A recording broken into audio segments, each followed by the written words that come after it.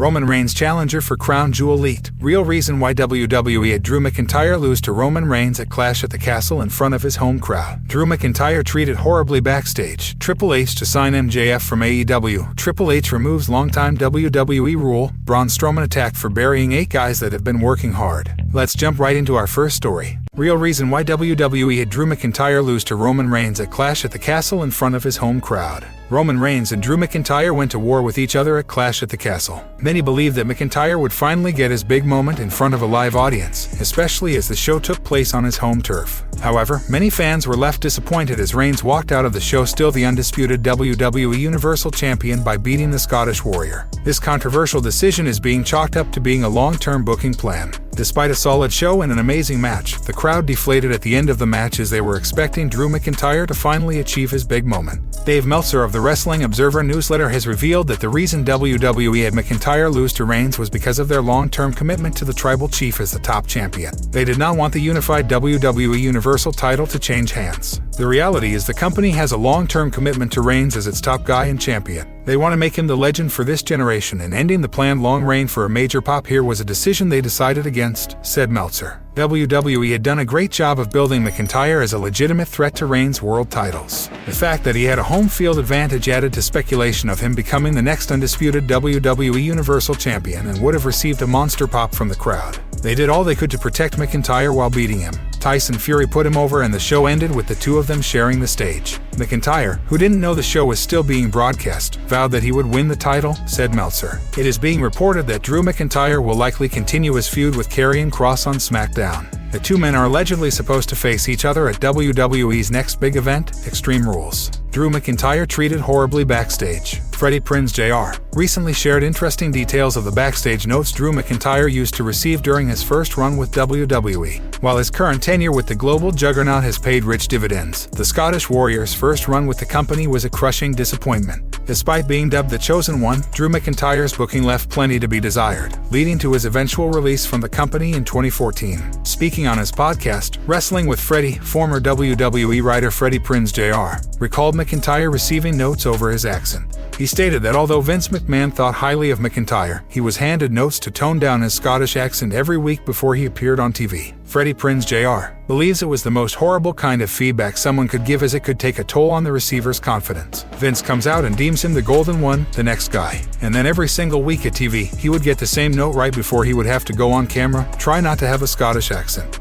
Which is the most horrible note you could ever give a human being in their life, especially right before they're going on live or taped television or backstage segment. And it was the only thing in his head, said Prinze Jr. Furthermore, the former WWE writer also opened up about his conversations with Drew McIntyre to help him stay in good spirits. Freddie Prinze Jr. stated that the Scottish Warrior's confidence took a hit due to this, which he only found back after finding immense success in other promotions after being released by WWE. I would tell him 2 words after that all the time: supreme confidence. Drew, supreme confidence, common man, don't listen to that nonsense, supreme confidence. Oh no, my accent. I remember I said, you don't think Braveheart made $1 billion?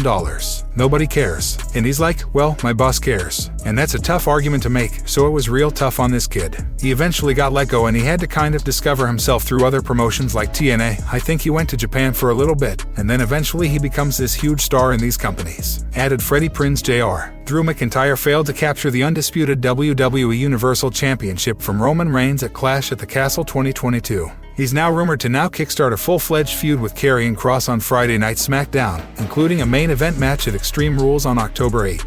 Do you see Drew McIntyre challenging the Tribal Chief again for the Universal title? Sound off in the comments section below. Triple H to sign MJF from AEW. WWE Universe is asking Triple H to sign AEW Casino Ladder Match winner MJF to the company. Fans were ecstatic when they heard Triple H became the creative head of WWE. The King of Kings is famous for his work with the Black and Gold brand during its prime days, creating several top WWE superstars such as Seth Rollins, Becky Lynch, Kevin Owens, Adam Cole, and more. MJF returned to AEW All Out as the Joker and won the ladder match. He now has the opportunity to challenge for the AEW World Championship at any time and place of his choosing. Earlier today, Triple H shared a post on Twitter in San Antonio with Puerto Rican rapper and singer Bad Bunny. The WWE Universe couldn't refrain from tweeting about what they desired from the game. After the Elite incident, fans want Friedman and WWE more than ever. It will be interesting to see if MJF leaves AEW and signs with WWE in the near future. Earlier this year, MJF feuded with CM Punk and defeated him in his hometown. The two stars met in a rematch at AEW Revolution in a dog collar match where the straight-edge superstar won after Wardlow assisted him in getting MJF's diamond ring. He later feuded with Wardlow and the two faced each other at AEW Double or Nothing, where the former squashed MJF in a match and won. On the next episode of AEW Dynamite, Friedman showed up and cut an off-script promo where he called out the CEO and left the show. Fans were wondering when MJF would return to the company after months of disappearance. Last week, Stokely Hathaway's group assisted a random wrestler to win the AEW Casino ladder match. In the end, the masked wrestler revealed himself to be none other than MJF. Last night, Friedman cut a promo, hyping up his upcoming shot at the AEW World Championship.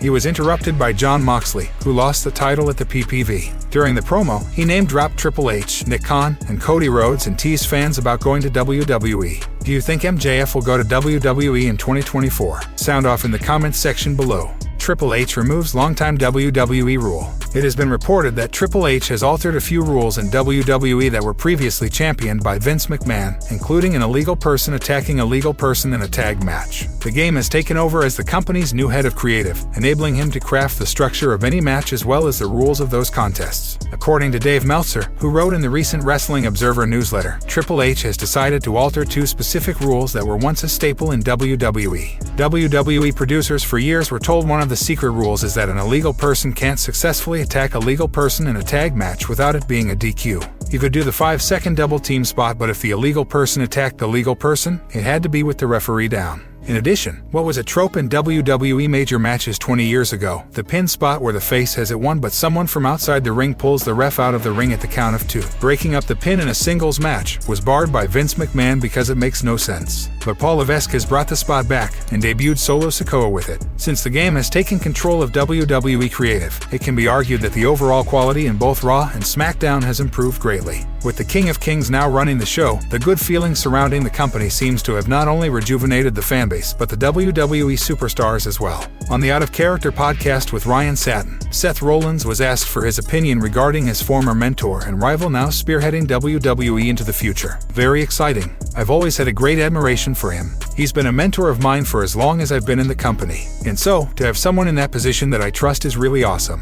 I trusted Vince as well, but to just have a breath of fresh air is really good. Under the 14-time world champion's direction, Seth Rollins picked up his first premium live event pinfall victory of the year last set as he defeated Matt Riddle at Clash at the Castle. What are your thoughts on Triple H's brief time as head of WWE Creative? Let us know in the comments section below. Braun Strowman attacked for burying 8 guys that have been working hard. Conan recently criticized Braun Strowman's return to this week's WWE Raw, where he went on a rampage, destroying 8 competitors. The monster among men appeared on WWE programming for the first time since his shocking release in June last year, owing to budget cuts. He interrupted a 4-way tag team match between the Street Profits, The New Day, Alpha Academy, and Los Lotharios, coming out to a massive pop from the live audience. Strowman went berserk by attacking everyone in his path, effectively laying down all 8 performers involved in the match single-handedly. While fans warmly received the former WWE Universal Champion, many have criticized how weak the other performers came across during the segment. Conan echoed similar feelings while speaking on his podcast, Keeping It 100.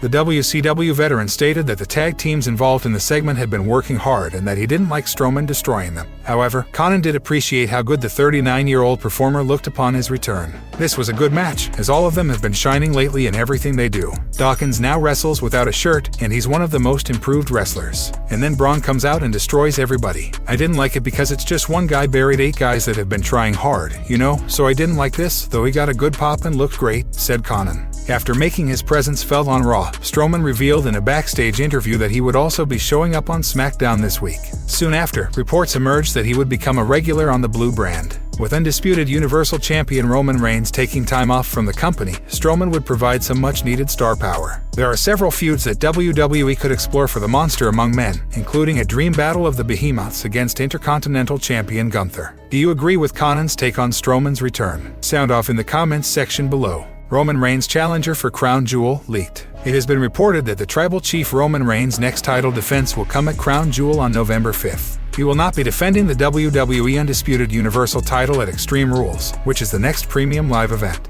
It is being reported that his next challenger will most likely be either Drew McIntyre or Karrion Kross. Though Reigns just defeated McIntyre at Clash at the Castle, it is possible that their chapter isn't completely over yet. However, having McIntyre lose twice to Reigns would cause a severe hit to his credibility. It remains to be seen who WWE will finally choose as Roman Reigns' next opponent. There is also a possibility that they will bring someone like Goldberg or Brock Lesnar. Dave Meltzer of the Wrestling Observer newsletter noted that while Drew McIntyre and Karrion Kross are in the conversation of being Roman Reigns' next challengers, there is a possibility that bigger names will be brought in, as WWE usually does for Saudi Arabia shows. However, it is certain that it will not be Seth Rollins or Kevin Owens. I was told it's not Seth Rollins or Kevin Owens, even though both have teased it, and based on build one would expect those two matches at some point. So that would seem to favor either McIntyre or Karrion Kross, unless they've got somebody from the past, but at this point they've done Goldberg and done Lesnar to death, noted Meltzer. The Tribal Chief's dominant run as the WWE Universal Champion has left him with very few options for new challengers.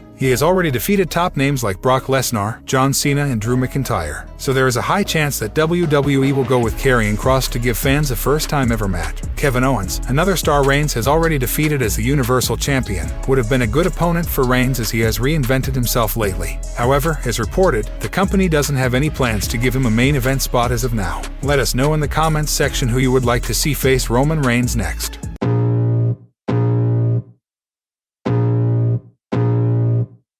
I can feel the blood creeping up from the heathens. Got will, got fight, got pride, got reason. If they wanna go eat, then you know I'm gon' feed them. If you're coming for me, hope you're ready for a demon. I got eyes in the back of my head, I'm seeing.